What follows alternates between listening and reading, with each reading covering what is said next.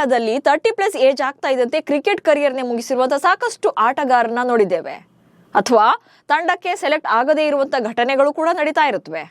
ಆದರೆ 30ನೇ ವಯಸ್ಸಿಗೆ ತಂಡಕ್ಕೆ ಕಾಲಿಟ್ಟು 34ನೇ ವಯಸ್ಸಿನಲ್ಲಿ ಕ್ಯಾಪ್ಟನ್ಸಿಯನ್ನು ವಹಿಸಿಕೊಂಡು ತಂಡವನ್ನ ಅಷ್ಟೇ ಸಮರ್ಥವಾಗಿ ಮುನ್ನಡೆಸ್ತಾ ಇರುವಂತಹ ನಾಯಕ ಅಂದ್ರೆ ಅದು ಸೂರ್ಯಕುಮಾರ್ ಯಾದವ್. ಏಷ್ಯಾ ಕಪ್ನಲ್ಲಿ ಪ್ರಜ್ವಲಿಸ್ತಾ ಇರುವಂತಹ ಸೂರ್ಯನ ಕ್ರಿಕೆಟ್ ಜರ್ನಿ ನಿಜಕ್ಕೂ ಕೂಡ ಕಲ್ಲು ಮುಳ್ಳಿನ ಹಾದಿಯಾಗಿತ್ತು. ಡೊಮೆಸ್ಟಿಕ್ ಕ್ರಿಕೆಟ್ನಲ್ಲೇ ಕಳೆದು ಹೋಗಬೇಕಿದ್ದ ಸೂರ್ಯ ಈಗ ಜಗತ್ತಿನ ನಂಬರ್ 1 T20 ಟೀಮ್ನ ಕ್ಯಾಪ್ಟನ್ ಆಗಿದ್ದರ ಹಿಂದೆ ರೋಚಕ ಕಹಾನಿಯೇ ಇದೆ. ಈ ಬಗ್ಗೆ ಕಂಪ್ಲೀಟ್ ಆಗಿ ಹೇಳ್ತೇನೆ. ನಾನು ಶಾಂತ. ನೀವು ಸುದ್ದಿಯಾನದ ಸಬ್ಸ್ಕ್ರೈಬರ್ ಆಗೋದಕ್ಕೆ ಮರಿಬೇಡಿ.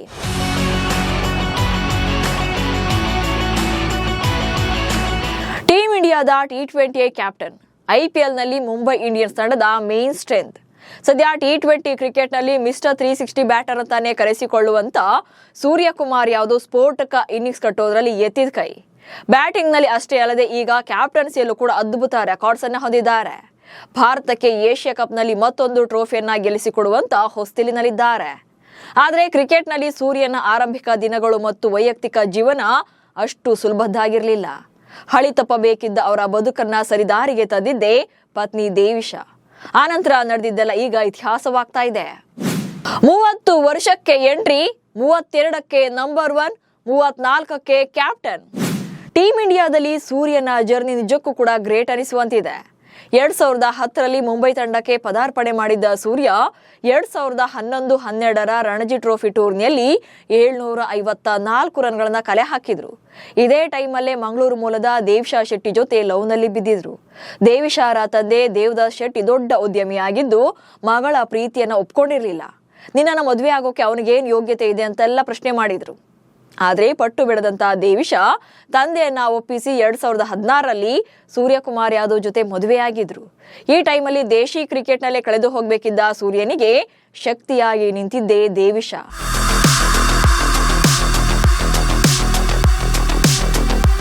ಮದುವೆ ಬಳಿಕ ಕಂಪ್ಲೀಟ್ ಆಗಿ ಕ್ರಿಕೆಟ್ನತ್ತಲೇ ಫೋಕಸ್ ಮಾಡಿದಂತ ಸೂರ್ಯ ಆ ನಂತರ IPL ನಲ್ಲಿ ಸದ್ದು ಮಾಡಿದ್ರು. ಮುಂಬೈ ಪರ ಸ್ಫೋಟಕ ಇನ್ನಿಂಗ್ಸ್ ಗಳನ್ನ ಕಟ್ಟಿದ್ರು.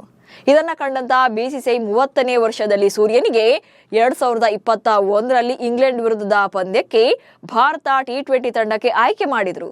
ಭಾರತ ತಂಡಕ್ಕೆ ಕಾಲಿಟ್ಟಿದ್ದು. ಅಲ್ಲಿಂದ ಸೂರ್ಯ ಹಿಂತಿರುಗಿ ನೋಡ್ಲೇ ಇಲ್ಲ. 32ನೇ ವಯಸ್ಸಿನಲ್ಲಿ ಜಗತ್ತಿನ ನಂಬರ್ 1 T20 ಬ್ಯಾಟರ್ ಎನಿಸಿಕೊಂಡ್ರು. 34ನೇ ವಯಸ್ಸಿಗೆ T20 ಕ್ಯಾಪ್ಟನ್ ಕೂಡ ಆದ್ರು.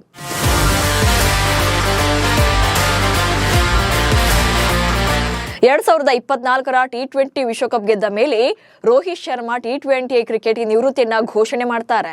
ಸೊ ಇಂಥ ಟೈಮಲ್ಲಿ ಹಾರ್ದಿಕ್ ಪಾಂಡ್ಯ, ಶುಭ್ಮನ್ ಗಿಲ್ ಅಥವಾ ಶ್ರೇಯಸ್ ಅಯ್ಯರ್ ಹೀಗೆ ಯಾರ್ಯಾರದ್ದೋ ಹೆಸರು ಕ್ಯಾಪ್ಟನ್ಸಿ ರೇಸ್ನಲ್ಲಿತ್ತು.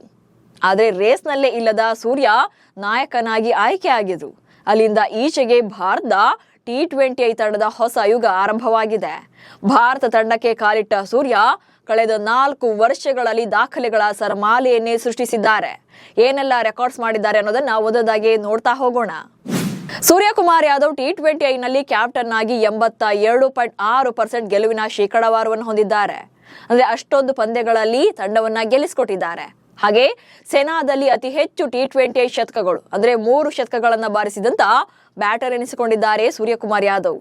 ಇನ್ನು T20ನಲ್ಲಿ ಅತಿ ಹೆಚ್ಚು ಸ್ಟ್ರೈಕ್ ರೇಟ್ ನಲ್ಲಿ ಅಂದ್ರೆ 167ರ ಸ್ಟ್ರೈಕ್ ರೇಟ್ ನಲ್ಲಿ ಬ್ಯಾಟ್ ಬೀಸಿರುವಂತಹ ಬ್ಯಾಟರ್ ಇವರು. ಅಂದ್ರೆ ಕನಿಷ್ಠ 2000 ರನ್ಗಳನ್ನ 167+ ಸ್ಟ್ರೈಕ್ ರೇಟ್ ನಲ್ಲಿ ಬ್ಯಾಟ್ ಬೀಸಿ 2000 ರನ್ಗಳನ್ನ ಕಂಪ್ಲೀಟ್ ಮಾಡಿದ್ದಾರೆ. ಹಾಗೆ ICC T20 ವರ್ಷದ ಕ್ರಿಕೆಟಿಗ ಪ್ರಶಸ್ತಿಯನ್ನ 2 ಸಲ ತನ್ನದಾಗಿಸಿಕೊಂಡಿದ್ದಾರೆ. 2022 ಮತ್ತು 2023ರಲ್ಲಿ ICC T20 ವರ್ಷದ ಕ್ರಿಕೆಟಿಗ ಸೂರ್ಯಕುಮಾರ್ ಯಾದವ್ ಆಗಿದ್ರು. ಹಾಗೆ T20ನಲ್ಲಿ ಇಂಡಿಯಾಗೆ ಜಂಟಿಯಾಗಿ ಅತಿ ಹೆಚ್ಚು ಮ್ಯಾನ್ ಆಫ್ ದಿ ಮ್ಯಾಚ್ ಪ್ರಶಸ್ತಿಗಳನ್ನ ಗೆದ್ದುಕೊಟ್ಟಿದ್ದಾರೆ. 16 ಸಲ ಈ ಪ್ರಶಸ್ತಿಯನ್ನ ಮುಡಿಗೇರಿಸಿಕೊಂಡಿದ್ದಾರೆ. ಇನ್ನು T20ಗಳಲ್ಲಿ 200+ ಸ್ಟ್ರೈಕ್ ರೇಟ್ ನಲ್ಲಿ ಅತಿ ಹೆಚ್ಚು ಅರ್ಧ ಶತಕಗಳನ್ನ ಬಾರಿಸಿದಂತ ದಾಖಲೆ ಸೂರ್ಯಕುಮಾರ್ ಯಾದವ್ ಅವರ ಹೆಸರಿನಲ್ಲಿದೆ. 10 ಸಲ 200+ ಸ್ಟ್ರೈಕ್ ರೇಟ್ ನಲ್ಲಿ ಬ್ಯಾಟ್ ಬೀಸಿ 50 ಅಂದ್ರೆ ಅರ್ಧ ಶತಕಗಳನ್ನ ಗಳಿಸಿದ್ದಾರೆ 10 ಸಲ. ಹಾಗೆ T20ನಲ್ಲಿ ನಂಬರ್ 1 ಬ್ಯಾಟ್ಸ್ಮನ್ ಆದ 3ನೇ ಭಾರತೀಯ ಬ್ಯಾಟ್ಸ್ಮನ್ ಎನಿಸಿಕೊಂಡಿದ್ದಾರೆ. ಇನ್ನು ಭಾರತಕ್ಕೆ ಅತಿ ಹೆಚ್ಚು T20 ರೇಟಿಂಗ್ ಪಾಯಿಂಟ್ಸ್ಗಳು ಅಂದ್ರೆ 912 ಪಾಯಿಂಟ್ಸ್ಗಳನ್ನ ತಂದುಕೊಟ್ಟಿದ್ರು ಸೂರ್ಯಕುಮಾರ್ ಯಾದವ್.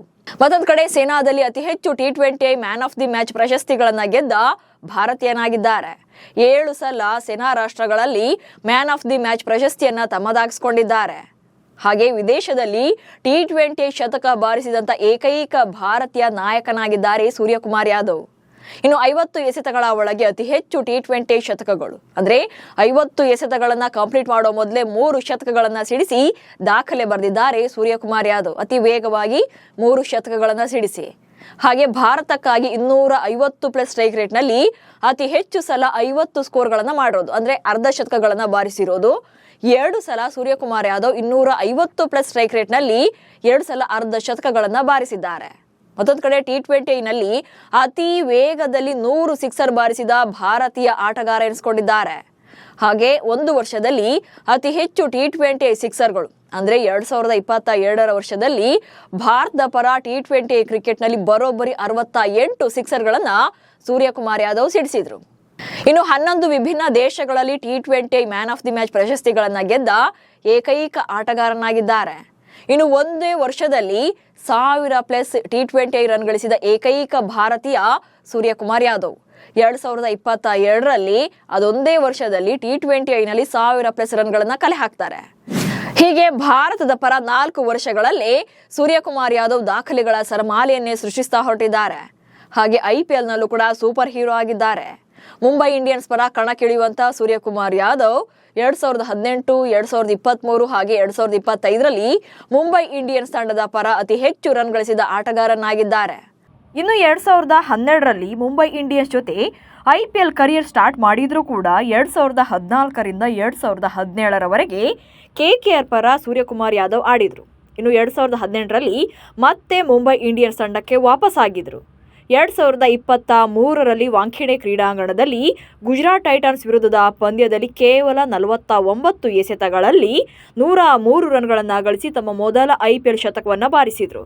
ಇನ್ನು 2025ರ ಸೀಸನಲ್ಲೂ ಕೂಡ ಮುಂಬೈ ಪರ ಅದ್ಭುತ ಪ್ರದರ್ಶನ ನೀಡಿದರು. 16 ಪಂದ್ಯಗಳಲ್ಲಿ 717 ರನ್ಗಳನ್ನು ಕಲೆ ಹಾಕಿದರು. ಸೊ ಹೀಗೆ ಟೋಟಲ್ ಆಗಿ IPLನಲ್ಲಿ 166 ಪಂದ್ಯಗಳನ್ನು ಆಡಿರುವಂಥ ಸೂರ್ಯಕುಮಾರ್ ಯಾದವ್ 4311 ರನ್ಗಳನ್ನು ಕಲೆ ಹಾಕಿದ್ದಾರೆ. ಹೀಗೆ ಸೂರ್ಯಕುಮಾರ್ ಯಾದವ್ ಯಂಗ್ಸ್ಟರ್ಸ್ನು ಕೂಡ ನಾಚಿಸುವಂತ ಪರ್ಫಾರ್ಮೆನ್ಸ್ ಕೊಡ್ತಿದ್ದಾರೆ. ಇದೇ ಕಾರಣಕ್ಕೆ T20 ಸ್ಪೆಷಲಿಸ್ಟ್ ಬ್ಯಾಟ್ಸ್ಮನ್ ಎನಿಸಿಕೊಂಡಿದ್ದಾರೆ.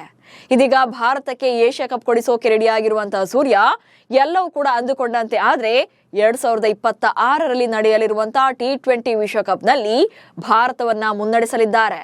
ಇದಕ್ಕೆ ಹೇಳೋದು ಸಾಧಿಸಬೇಕು ಅನ್ನುವಂಥ ಛಲ ಇದ್ರೆ ಅವಕಾಶಗಳು ತಾನಾಗೆ ಹುಡುಕಿಕೊಂಡು ಬರ್ತವೆ. ಆದ್ರೆ ಅದನ್ನ ಉಳಿಸಿಕೊಳ್ಳೋಕೆ ಯೋಗ ಮತ್ತು ಯೋಗ್ಯತೆ ಎರಡೂ ಇರಬೇಕು ಅಷ್ಟೇ. ನಮಸ್ಕಾರ.